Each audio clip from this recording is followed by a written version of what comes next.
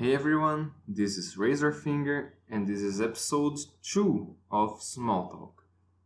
So, I've never played Mega Man Battle Network. A lot of people seem to like it, but it just kind of slipped by me.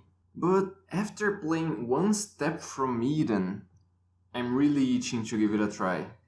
It's always an interesting experience playing the quote-unquote inspired game before playing the inspiring game.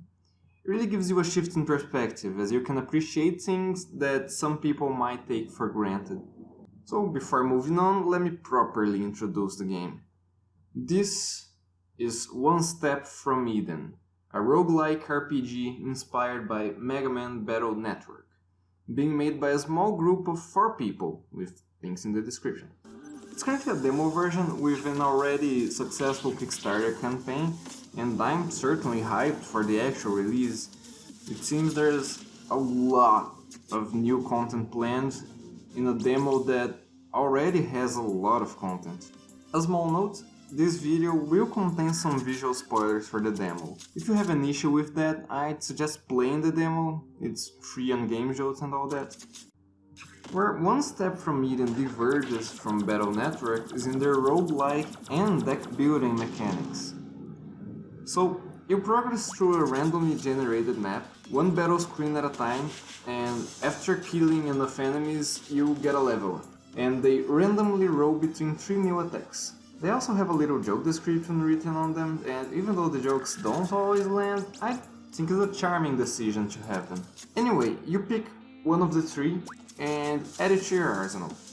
What this essentially means is that in every run you can have a completely different loadout of attacks, and depending on your loadout, your experience may vary completely. Sometimes you'll be dodging constantly, waiting for a perfect opening to throw that 4-cost spell.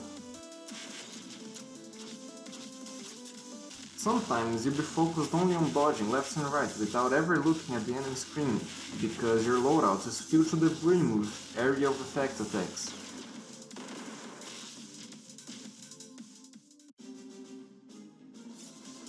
Sometimes you'll be dodging a lot while never stopping, an endless barrage of weak but fast attacks chipping away at your opponent.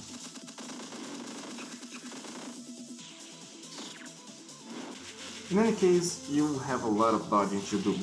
The game is very fast and frenetic, especially in the hardest difficulty, but more on that later. Not only does your loadout affect your playstyle, but a lot of your decisions as well. You can occasionally pick some passive power-ups when you level up or perform certain other actions. And if you have a loadout with a lot of heavy spells, you might want to invest in some mana regen. Maybe if you have a lot of ice spells, you can focus on some ice synergy. In the demo, the only viable synergy I found seems to be ice, but I believe they are adding more and more judging by their Twitter gifs. Also, maybe if you have a really good deck, you might want to skip certain treasure rooms and do more battles, because you get more experience for it, and when your deck sucks, you're gonna need all the help you can get. In that way, the game feels very dynamic. Runs never feel the same, and with every level up, you have to think about what you're currently needing for your next level up. Be it mana, health, defense, or maybe nothing at all. It's nice to see how brimming with content this game is, even if it's just a demo. I don't know for sure how many spells you have in the demo, but there's a whole bunch of them. The final game promises more than 200, and I don't doubt them. Not only that, but the demo has many secrets and unlockables as well. There are 3 bosses, 2 of them are secret, and a harder difficulty. I really like all of the bosses, each of them have their own unique gimmicks and patterns, and a hint of a unique personality. The demo doesn't have much in the way of a story, but you can kinda get some glimpses of what they were aiming for with each of the characters, between their corny jokes, of course. Also, without spoiling, I love the way you unlock the secret final boss. It requires some outside-the-box thinking. So, these bosses already pose quite a challenge. In fact, the whole game isn't exactly what I would describe as easy. But then, after defeating the final secret boss, you unlock Hell Mode. Hell Mode is exactly what it sounds like. Absolute hell. While I mean this in a mostly good way, I can't deny that it might be a bit overtuned. I still haven't beaten every boss in this mode. It was already quite a struggle getting past the shopkeeper, sometimes even getting to the shopkeeper. Small nitpick about Hell mode, and maybe that's just me, but I really don't like the decision of removing the aim radical in Hell mode. The game is a roguelike, so spells are always randomized, and there are 200 of them, so it's hard to memorize the travel distance of your spells.